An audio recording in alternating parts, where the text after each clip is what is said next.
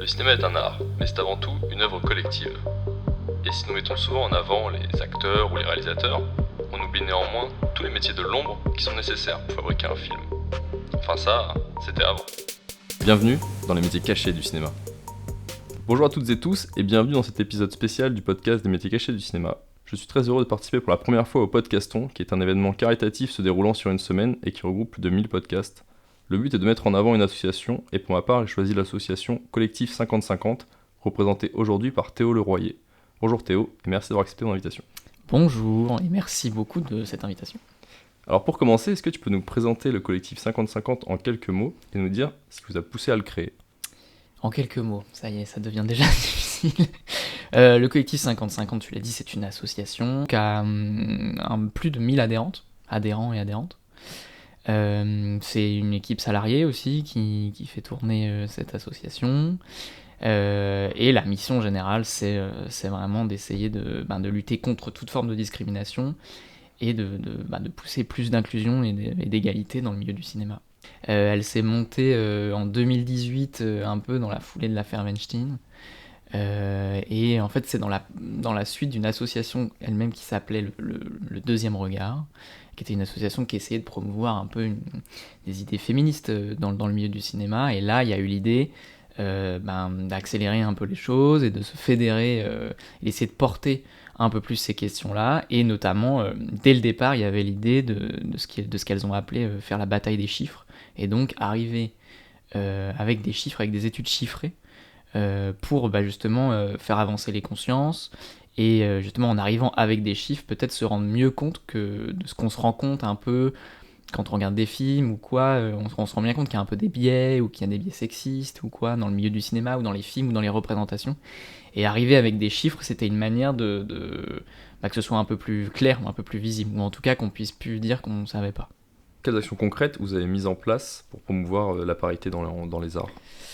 Les actions, il y en a plein. En fait, c'est ça qui est assez riche dans le collectif 50-50. Je l'ai dit, ça s'est monté en 2018. Et en fait, depuis 2018, là, on est quand même en 2025, là, quand on enregistre, il s'est passé beaucoup de choses. Le collectif, il a grandi aussi. Assez vite, en fait, il y a eu la signature de chartes. Notamment une charte des festivals. Aujourd'hui, il y a plus de 150 festivals dans le monde qui sont signataires de cette charte. Et par exemple, l'idée de cette charte des festivals, c'est d'avoir une parité, par exemple, dans tous les postes décisionnaires du festival. Donc il y a un travail de charte, il y a aussi un travail pour créer des outils, pour aider justement à arriver à cette parité. Bon, je parlais des festivals, mais cette parité qui était l'idée de base du collectif 50-50, c'est vrai que je suis pas revenu sur le nom, mais donc au départ, le nom, c'était Collectif 50-50 pour 2020. Donc l'idée d'avoir une parité 50-50 pour 2020. Donc en 2018, il y avait une marge de 2 ans. Évidemment, en 2020, on n'y est pas arrivé. En 2025, on n'y est toujours pas. Et de cette idée de départ de la parité, il y a eu une ouverture aussi des missions, parce que c'est plus d'inclusion et plus d'égalité. Et tout ça, ça ne passe pas que par la parité. La parité, c'est un des facteurs sur lequel on peut travailler et qui peut être la première marche vers plus d'inclusion et plus d'égalité, mais c'est pas le seul facteur, en tout cas plus aujourd'hui. Et donc je disais, des outils pour arriver à cette parité. Il y a eu la création de ce qui s'appelle la Bible 50-50. La Bible, dans le milieu du cinéma, c'est un petit document qu'on nous remet au début d'une production d'un projet, alors souvent d'un long métrage, mais ça peut être autre chose, une série, une émission et autres. Et la Bible, c'est un document dans lequel il y a le contact de tous les gens qui travaillent sur le projet. Et donc la Bible 50-50, c'est un répertoire, justement, où on peut s'inscrire, toutes et tous. L'idée, c'est d'amener cette Bible auprès des recruteurs qui souvent nous disent, ou nous disaient, oui, mais moi je voudrais bien recruter plus de tel profil, ou quoi, ou qu'est-ce, et que apparemment ils trouvaient pas, notamment de femmes dans plein de métiers techniques. Et donc l'idée de la Bible, c'est de leur dire, voilà, là il y a un répertoire, vous pouvez aller chercher dedans, il y a des gens qui sont référencés, vous avez leur CV, tout est là.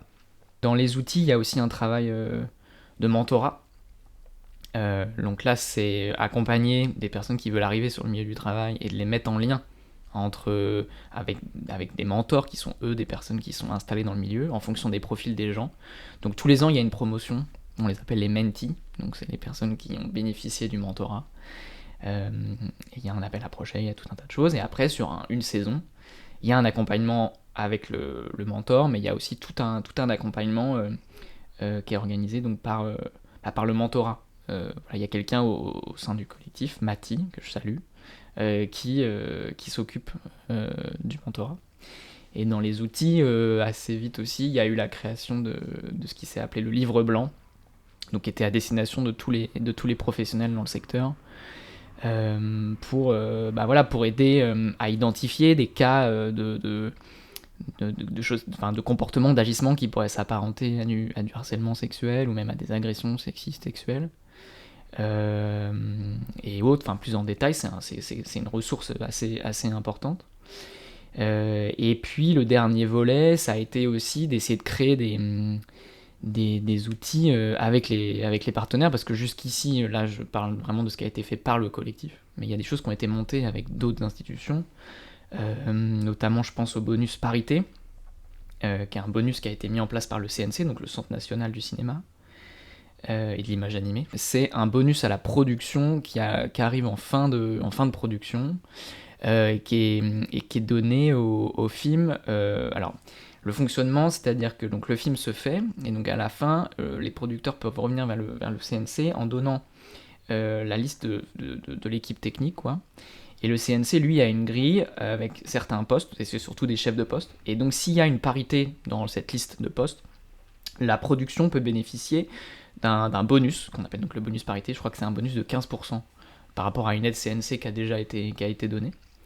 Voilà, donc il y a vraiment l'idée d'amener aussi quelque chose d'incitatif dans la parité par le levier de l'argent, hein, parce que c'est quand même le nerf de la guerre, et de pousser justement les productions à essayer de trouver des nouveaux profils, à sortir en fait des logiques qu'on connaît trop bien dans le milieu, qui sont des logiques de réseau, et en même temps on le comprend très bien, de travailler avec les gens avec qui on a déjà travaillé et tout ça, et donc de les pousser aussi à aller chercher des nouveaux profils, notamment du coup là avec ce levier monétaire, avec ce bonus parité, mais on se rend compte que il y a beaucoup de films encore aujourd'hui qui ne sont pas faits en parité, on pourrait dire ça comme ça. Et je le disais au début, il y avait cette idée de faire la bataille des chiffres. Aujourd'hui, le collectif, il mène toujours aussi tous les ans des études chiffrées. Tous les ans, il y en a 3 qui sont récurrentes, donc qui sont des mises à jour. Il y en a une sur les chefs de poste, donc dans le milieu du cinéma. Voir justement tous les ans si on a la parité ou pas, voir des tendances d'année en année, voir si ça s'améliore, si ça régresse. Il y a aussi la parité derrière la caméra, de manière un peu plus globale. Il y a un focus sur les sélections en festival. Alors je disais tout à l'heure sur la charte des festivals, il y avait plus de 150 festivals qui étaient signataires. Nous, notre étude, elle se focalise sur les 3 gros festivals européens, donc Cannes, Venise et Berlin. Et donc tous les ans, on regarde la sélection, et donc on fait une mise à jour de notre étude pour voir si, donc, comme je disais, si ça va mieux, si ça recule. On voit que ça avance, mais que c'est très très lent. Voilà. Et puis il y a aussi une étude sur les Césars. Donc pareil, là c'est sur la sélection. Et voilà, tous les ans on les met à jour. Et puis quand c'est possible, on essaie de sortir des études. Comme au tout début, il y avait eu une étude, quand je dis tout début du collectif, il y avait une étude sur la parité dans le milieu de l'animation. Et puis plus récemment, il y a eu une très grosse étude qui avait été commandée, qui s'appelait l'étude Synégalité, et qui là pour le coup était une étude qui se focalisait sur ce qu'on voyait dans les films. Ce qui était une étude assez inédite aussi par son ampleur. Ça prenait les 100 films avec le plus de budget et les 100 films avec le plus d'entrées. Les 100 films français, pardon, avec le plus de budget et les 100 films français avec le plus d'entrées. Et ça se posait plein de questions de représentation dans les films, que ce soit des questions, j'allais dire socio-culturelles, mais aussi des questions, et c'était là aussi tout l'intérêt de l'étude, d'origine perçue des personnages. Alors en France, on n'a pas le droit de faire des statistiques ethniques, on le comprend assez bien, mais là, l'idée, c'était quand même de se poser la question, ce personnage, quelle est son origine perçue, et donc de faire un peu des statistiques quand même, de voir à quoi ressemblaient, sur un an, les personnages dans les films français. Et donc, comme je le disais au début, avec cette idée de faire la bataille des chiffres, de dire, là, sur un moment donné, sur un an, sur ces 100 films-là, et on se rend, il y a des chiffres qui ressortent, quoi. Et il y a des chiffres assez éloquents, justement. On voit bien qu'il y a une surreprésentation des personnes perçues comme blanches, des catégories socioculturelles élevées. Il y a une surreprésentation aussi de films qui se passent à Paris. Et je crois que cette année-là, il y en avait genre 0 en Corse, ou ce genre de choses. On voit aussi qu'il y a un focus géographique. Et voilà. Et ça, c'était une grosse étude qui a été aussi financée avec d'autres partenaires. C'était pas que le collectif. Du coup, tu me parlais des festivals signataires qui sont en Italie, en Allemagne, etc. C'est-à-dire que vous travaillez avec d'autres associations sur place ? À proprement parler, pas exactement, en tout cas pas au quotidien, pas sur toutes nos missions. De manière ponctuelle, ça nous arrive de travailler avec des assos sœurs à travers l'Europe. C'est vrai que les festivals, c'est une manière aussi de les rencontrer, parce que les festivals, évidemment, c'est toute la sélection, la projection des films et tout ça, mais il y a aussi souvent à Cannes, on en parle souvent, donc du marché du film autour, mais il y a aussi plein d'associations, plein de choses qui se passent autour des festivals.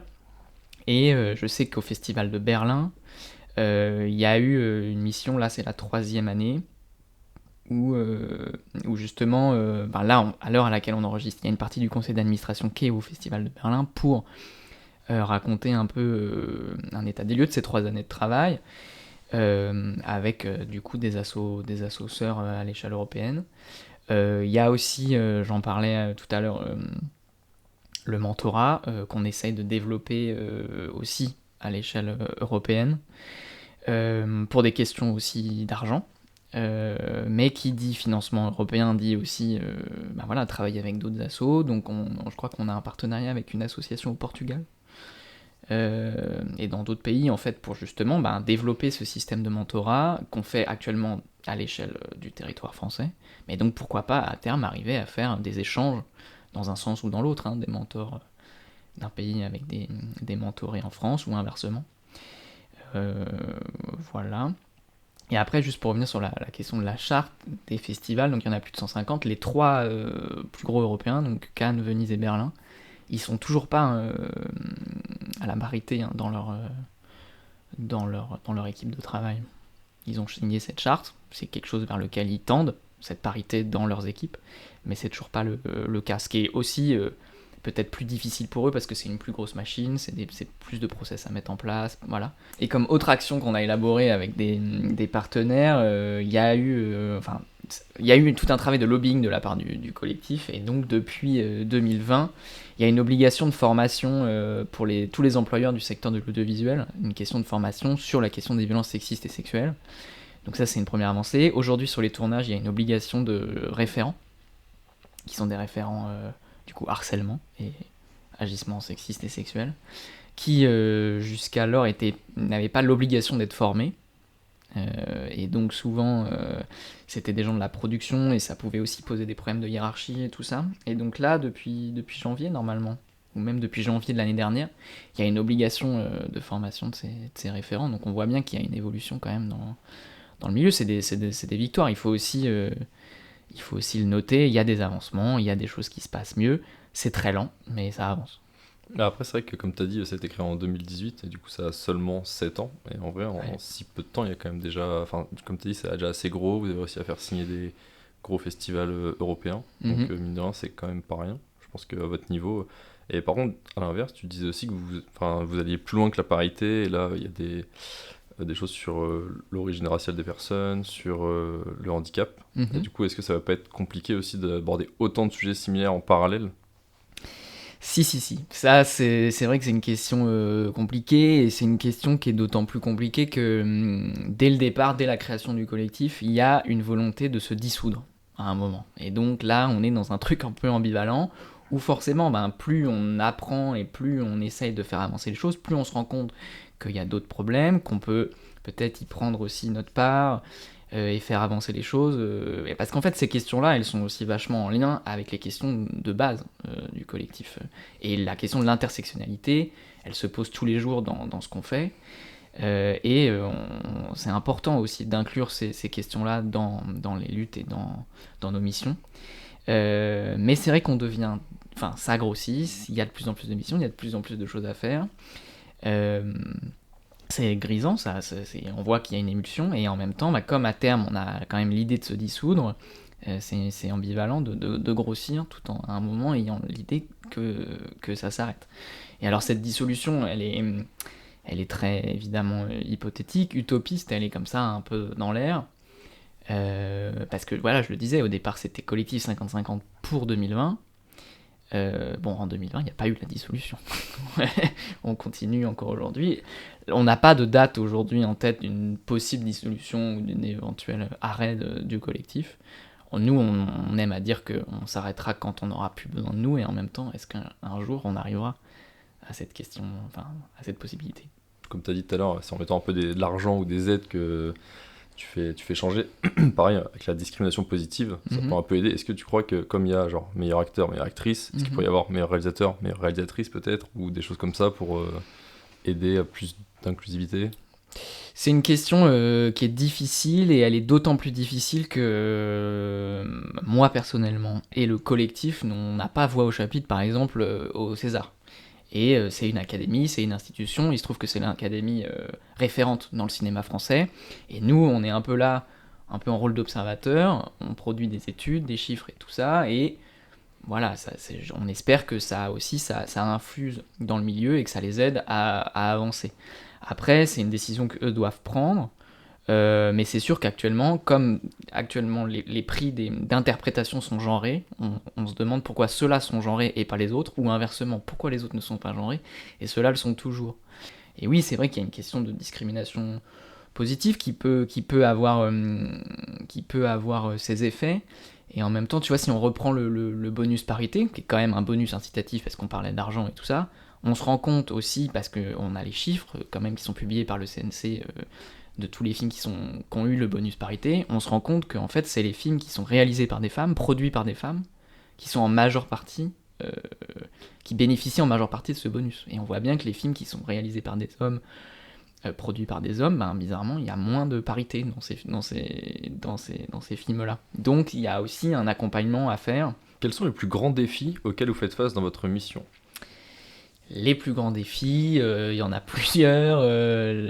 Déjà, il y a quelque chose un peu du temps qui est très lent. Et de voir aussi qu'on a une envie de changement,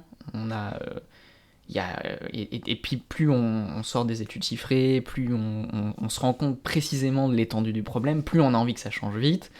Et forcément, c'est des grosses institutions, c'est un gros secteur, c'est des biais financiers, c'est tout un tas de choses que moi-même j'arrive pas forcément à comprendre comment tout est imbriqué et tout ça. Et donc c'est vrai que ce facteur-là, il est particulier, on a envie que ça change et ça changera jamais assez rapidement, quoi. Et puis après, ce qui est difficile, c'est que on a l'impression que toutes ces questions-là, en tout cas pour nous, ça relève un peu du bon sens, quoi, d'aller vers plus d'inclusion et d'égalité, et que on voit bien que pour plein de personnes ça l'est pas du tout, et même on est obligé de jouer un peu un jeu politique aussi, et de se rendre compte que par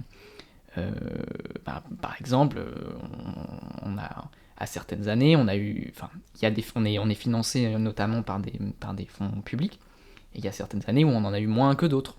Et donc, du coup, c'est aussi comment réfléchir à faire maintenir notre collectif, du coup, en allant maintenant chercher des fonds privés, et donc en montant certaines actions avec certains investisseurs et tout ça. Donc, il y a aussi tout un travail pour faire vivre nos actions, qui est un travail presque en marge de notre mission de fond, qui est promouvoir l'égalité. Il y a comment arriver à se maintenir, quoi, qui est un travail dans le travail, quoi. Et ça, c'est vrai que on aimerait bien ne pas se poser la question de trouver de l'argent. Et en même temps, tout coûte de l'argent et c'est normal. Donc il y a tout ce truc-là qui est beaucoup de temps au quotidien. C'est vrai qu'une association, ça va être difficile de s'autofinancer, enfin c'est quasiment impossible, je suppose. Bah ouais, bah alors du coup, nous, donc il y a une partie de l'argent qui est l'argent des adhérentes, des adhérents, parce que du coup, pour adhérer au collectif, il y a une cotisation annuelle. euh, qui représente quand même une somme, hein, et c'est déjà une bonne manière de soutenir le collectif que d'adhérer. Mais c'est pas du tout assez suffisant bah, on en parlait, il y a beaucoup d'actions du collectif. Et donc forcément, ce n'est pas suffisant pour les mener tout à bien. Et donc il y a des missions qui sont créées en partenariat avec certains investisseurs, et d'autres où ben voilà, c'est de l'argent qui vient irriguer tout le collectif. Et est-ce que tu dirais que la parité dans la culture, et particulièrement dans le secteur du cinéma, c'est encore perçu comme un sujet tabou ou peu prioritaire par certains acteurs? Oui, complètement. Après, tabou, je saurais pas dire. On voit bien dans certaines prises de parole de certaines personnes dans les institutions qu'ils essayent de nous faire croire qu'ils voient pas le problème. Je dirais pas que c'est tabou. Après, qu'ils voient que c'est pas la priorité, ça, on s'en rend compte quand même souvent. Et c'est souvent la question de. L'argument est souvent on recrute pas les gens sur leur genre, mais sur leur qualité. Mais en même temps, quand on regarde les chiffres, on se rend bien compte qu'il y a une majeure partie de femmes dans les écoles de cinéma, dans les formations de cinéma. Et bizarrement, on ne retrouve pas les mêmes pourcentages dans les équipes de films. Donc c'est qu'à un moment, il y a bien un biais, il y a bien quelque chose, quelque part, qui se passe pour qu'elles sortent comme ça du circuit. Et d'ailleurs, cette dynamique-là, là on parle du milieu du cinéma, mais elle est partout dans la société, hein. Et donc, c'est que. Et d'ailleurs, ça montre aussi que le cinéma, c'est une société dans la société. Enfin, je veux dire, on a tous les problèmes de la société, on les a aussi dans le milieu du cinéma. Et du coup, je dirais pas que c'est tabou, mais oui, il y a clairement des gens pour qui c'est pas une question, et du coup, ça ralentit tout ça. Et en parlant des politiques, justement, quel rôle les institutions culturelles et les politiques publiques devraient-elles jouer pour soutenir des initiatives comme 50-50? Et elle est compliquée la question parce que, en fait, ce qu'on fait nous, enfin ce que fait le collectif, ce qu'a fait le collectif, ce que fera le collectif, le jour où on devra se dissoudre, c'est parce que l'État le fera. Enfin, en tout cas, les institutions publiques auront mis en place quelque chose qui ressemblera à nos actions pour porter ces questions plus dans le détail. Donc pour l'instant, elle nous finance, elle nous aide, on travaille ensemble et tout ça, et c'est très bien, parce que c'est comme une espèce de première étape. En tout cas, moi, c'est un peu comme ça que je le vois. Mais on a à cœur, on espère qu'à un moment, toutes ces questions-là, bah, ce soient des questions d'État, quoi, des questions de ministère. Donc évidemment, les institutions, elles ont un rôle à jouer. Tu parlais de ce qu'on peut appeler la discrimination positive. Il y a un travail de fond. Comme je l'ai dit, le monde du cinéma, il est pas dans une bulle, quoi. Il vit dans la vie, dans la société. Et la société, il se trouve qu'elle est sexiste. Donc forcément, et après elle est raciste, et on peut comme ça faire une liste très très longue. Euh, et donc forcément, c'est des choses qui se retrouvent dans le cinéma. Donc pour que ça avance dans le cinéma, il y a aussi tout un travail à faire dans la société en elle-même. Si la société s'améliore sur ces questions-là, eh ben, nécessairement ça s'améliorera aussi dans le cinéma. Après, là où ça devient intéressant, c'est que ça peut aussi être dans l'autre sens. Le cinéma, c'est une question de représentation aussi, et donc forcément ça façonne des univers, ça façonne des imaginaires, et on le sait que la question des représentations, c'est hyper important, qu'on ne peut pas imaginer quelque chose qu'on n'a jamais vu, et donc forcément, si on arrive à amener plus d'inclusion, plus d'égalité dans les rôles à l'écran, ou dans les imaginaires, ou dans les histoires qui sont racontées, sortir de certains schémas, essayer de trouver d'autres manières de raconter des histoires, ou raconter d'autres histoires aussi, et bien forcément ça peut influencer les imaginaires et donc faire avancer la société. Il y a un peu un double truc, ça va dans les deux sens, quoi. Donc voilà, ça peut s'améliorer. Au niveau des mentalités, du coup, est-ce que le collectif 50-50, est-ce que vous faites des actions directement, enfin, entre guillemets, avec les spectateurs, dans le sens où là, vous passez par des festivals ou des prods? Le collectif en lui-même, il est ouvert à toutes et tous, bien sûr, mais il n'a pas nécessairement vocation à être en prise directe avec le grand public. ça reste quand même une association de professionnels. Enfin, on voit bien les profils des gens qui adhèrent au collectif, c'est quand même des gens qui sont dans le milieu. Elle est aussi tous les secteurs du cinéma. Donc il y a à la fois des gens, tout de suite quand on pense cinéma, évidemment, on pense à la production, donc les équipes techniques à proprement parler, les équipes de scénaristes, les équipes de réalisation, les monteurs, les monteuses, les productions, etc. Mais c'est aussi le bout de la chaîne, à savoir les sociétés de distribution et les exploitants de salles. Et c'est un travail qu'on mène là depuis un an, notamment avec l'AFCAE, sur la question de ce qui s'appelle les films abîmés. Alors là, c'est plus... c'est un mot compliqué parce que c'est le mot qu'on utilise actuellement, mais tout le monde n'est pas d'accord pour l'utiliser. Mais donc, un film abîmé, c'est un film où, par exemple, le film a un moment, a une scène, aujourd'hui, qu'on juge problématique, voire qui promeut des comportements problématiques, ou aussi des films dont le réalisateur, un acteur, a été accusé d'agression sexuelle ou reconnu comme un agresseur sexuel, soit sur le tournage de ce film-là précisément, soit tout court. Et donc forcément, c'est des films, on se pose la question, est-ce qu'on peut toujours les regarder comme on les regardait à l'époque ? Donc c'est ça qu'on appelle aujourd'hui, dans cette réflexion, les films abîmés. Alors évidemment, c'est les personnes qui sont abîmées par les agressions, c'est pas les films en eux-mêmes. Les films, eux, ils vont très bien. Et les films abîmés, c'est plutôt les films qu'il faudrait restaurer. Donc là, il y a un truc de langage qui est pas à préciser. Mais il y a une réflexion qui existe aujourd'hui et dans laquelle on participe, donc avec les distributeurs de films, justement, et les exploitants, sur comment on accompagne un film qui serait abîmé. Donc que ce soit un film qu'on pourrait dire de l'histoire du cinéma, qu'on ressort ou qu'on a envie de projeter ou quoi, et qui est important pour tout un tas de raisons, mais à un moment précis, à un endroit précis, il est problématique. Ou un film qui sort, où par exemple, voilà, il y a un film qui se tourne, il y a une agression sur le tournage, et pour X ou Y raison, en fait, peut-être l'équipe décide de terminer le film, ou alors on apprend le film est déjà en montage, et donc il sort. Qu'est-ce qu'on fait ? C'est arrivé récemment, on a des exemples en tête de films où tout d'un coup on se rend compte que voilà, il y a eu des problèmes au tournage, où c'est problématique. Et donc comment on accompagne ces films ? Alors il y a tout le monde n'est pas d'accord, il y a des questions de contextualisation, donc si un exploitant prend le film dans sa salle, l'idée de mettre en place des affichages ou des choses qui seraient à disposition du public pour qu'ils puissent porter un autre regard sur le film, ou alors s'ils veulent creuser la question, qu'ils puissent le faire, en tout cas que ce soit disponible dans la salle. Il y a aussi la question que ce soit carrément dans la salle, donc c'est-à-dire un écran, quelque chose qui soit projeté avant le film, ou alors organiser en marge du film, donc en amont ou juste après, un échange avec la salle, pour justement ne pas enterrer ces questions-là. Et donc ça, c'est des choses qui sont vraiment en prise directe avec le public, auxquelles nous, on n'est pas nécessairement moteur, ou on n'est pas nécessairement en train de communiquer dessus auprès du grand public, mais on travaille avec les personnes qui, elles, le sont. Et donc, on espère que ça aura une incidence dans les sorties prochaines de films qui, malheureusement, vont sortir. Évidemment, on aimerait que tous les films se passent bien, parce que ça reste le monde du travail, et on aimerait bien que tout se passe bien dans le meilleur des mondes, mais c'est sûr qu'il y a des films qui vont sortir et où on va apprendre malheureusement qu'il y a eu des comportements problématiques, pour pas dire autre chose.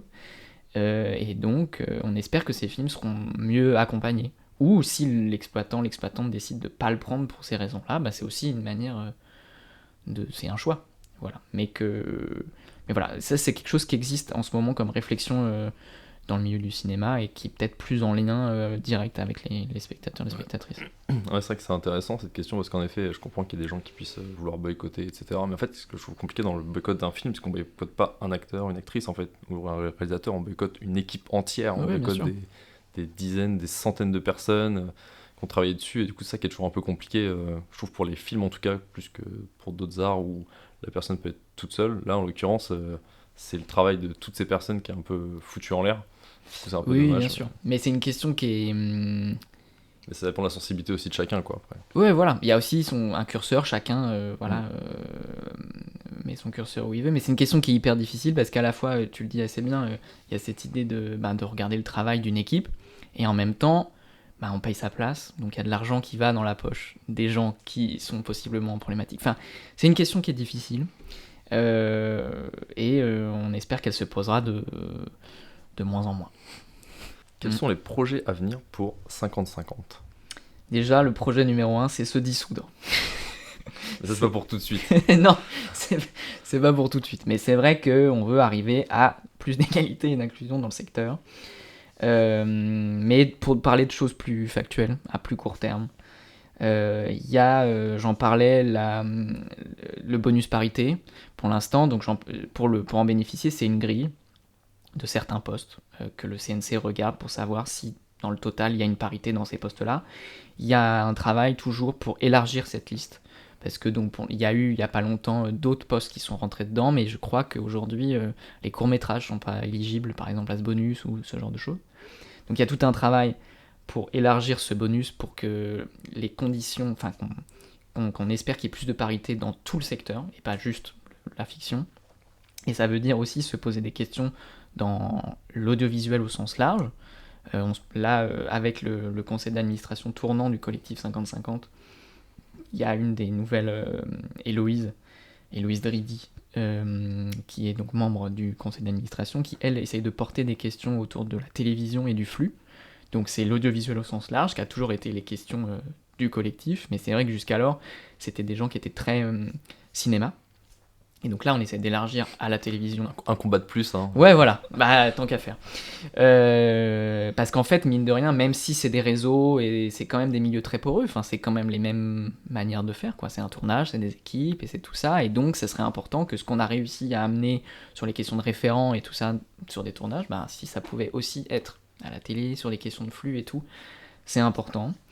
Il y a aussi tout un travail sur la question des études chiffrées qu'on mène au quotidien, mais en fait on le fait, qu'on mène au quotidien, pas du tout, qu'on mène à des moments précis, où j'en parlais, on met à jour des études et tout ça, mais on aimerait bien qu'elles prennent plus d'ampleur, mais on aimerait bien aussi qu'elles s'automatisent un peu, et donc là on a tout un travail en ce moment avec un dispositif qui s'appelle Data for Good, je sais pas si ça te parle. C'est un dispositif où justement il y a des personnes qui sont développeurs, développeuses ou qui travaillent sur ces questions-là et qui pendant un temps précis viennent travailler bénévolement sur un projet. Et donc nous, notre projet, c'est d'élargir notre question des études. Et donc là on travaille à ce qu'on appelle une boîte à outils.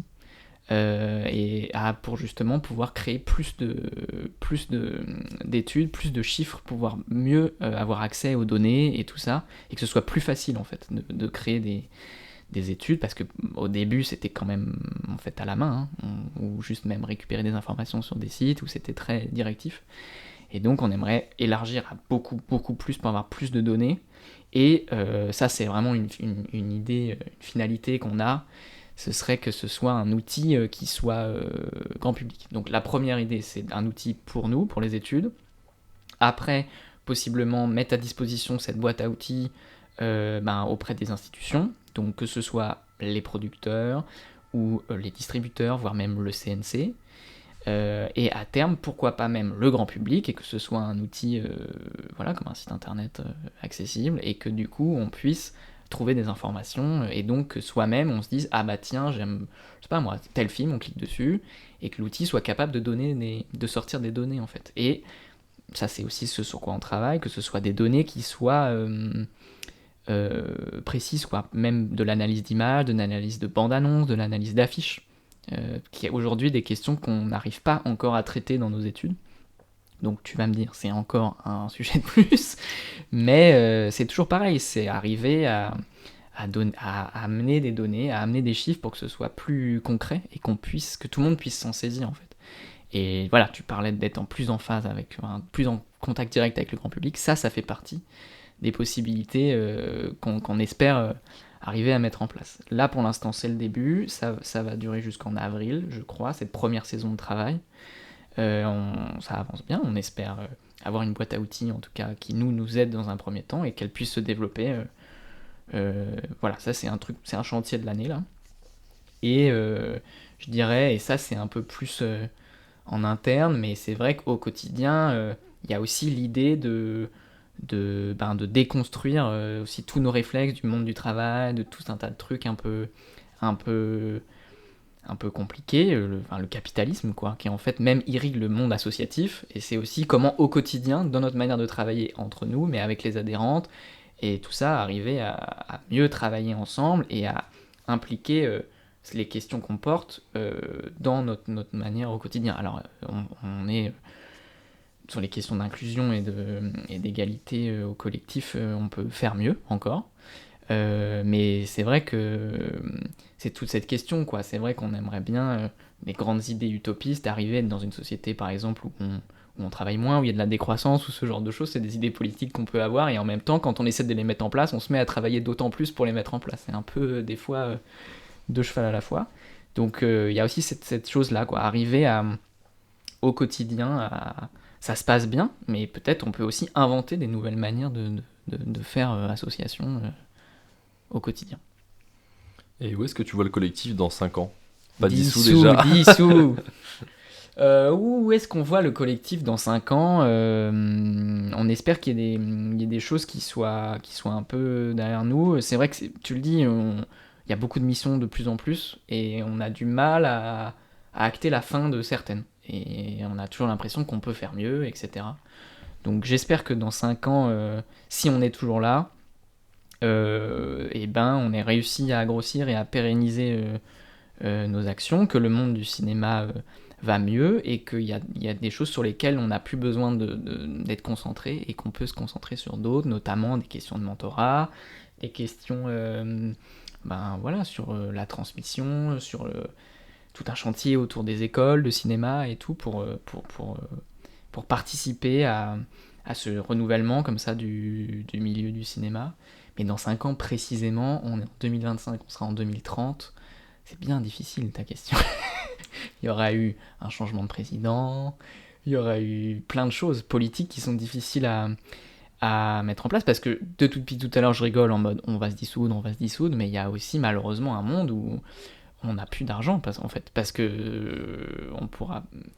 Et ça, j'espère que ce sera pas le cas. Ce serait une mauvaise dissolution, ça. Ça serait une très mauvaise dissolution.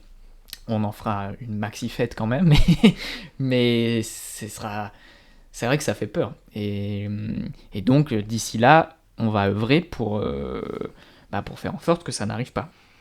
Si tu devais donner un message à ton audience pour encourager l'engagement, quel serait-il ? Un message précis, c'est difficile, parce que de par mon propre trajet militant, on va dire, ça a été assez long de se mettre en marche, et c'est tout un... En marche, pire slogan, qu'est-ce que j'ai pas dit ? de se mettre en mouvement, on va dire ça comme ça. Et c'est vrai qu'en fait, moi j'ai l'impression qu'il n'y a pas de petites actions. Si je devais dire quelque chose, c'est un peu ça, quoi. Que quelle que soit la position où on est, le pouvoir qu'on a, le réseau qu'on a, en fait il n'y a pas de petites actions. Et que ça peut être par adhérer au collectif, par exemple. Et je le disais, adhérer, ça peut être juste soutenir financièrement, c'est déjà très bien, c'est déjà beaucoup, et ça nous sert au quotidien. Mais après, en fait, il y a plein d'étapes qui arrivent les unes à la suite des autres. Une fois qu'on a adhéré, on peut participer à tout ce que nous, on propose comme temps de travail avec les adhérents, les adhérentes. On peut s'impliquer comme ça, comme j'ai pu faire moi depuis 2 ans, en tant que, j'allais dire simple adhérent, mais c'est déjà quelque chose. Et puis à un moment, quand c'est possible pour soi, essayer d'en faire plus, comme par exemple adhérer, se présenter et arriver au conseil d'administration, et donc prendre plus de responsabilités. Mais déjà juste essayer de s'impliquer, être dans le mouvement, quoi. Essayer de rencontrer possiblement des gens autour de soi, discuter, et se mettre en mouvement, c'est, je crois, une bonne chose, une bonne perspective. Merci beaucoup Théo. Merci à toi. Et c'est ainsi que s'achève cet épisode un peu spécial dans le cadre du Podcaston. S'il vous a plu, n'hésitez pas à vous rendre sur www.podcaston.org pour découvrir des centaines d'autres associations et de podcasts. Merci beaucoup d'avoir écouté cet épisode des métiers cachés du cinéma. S'il vous a plu, n'hésitez pas à vous abonner, mettre une note et un avis sur votre plateforme d'écoute préférée, et je vous donne rendez-vous prochainement pour un nouvel épisode.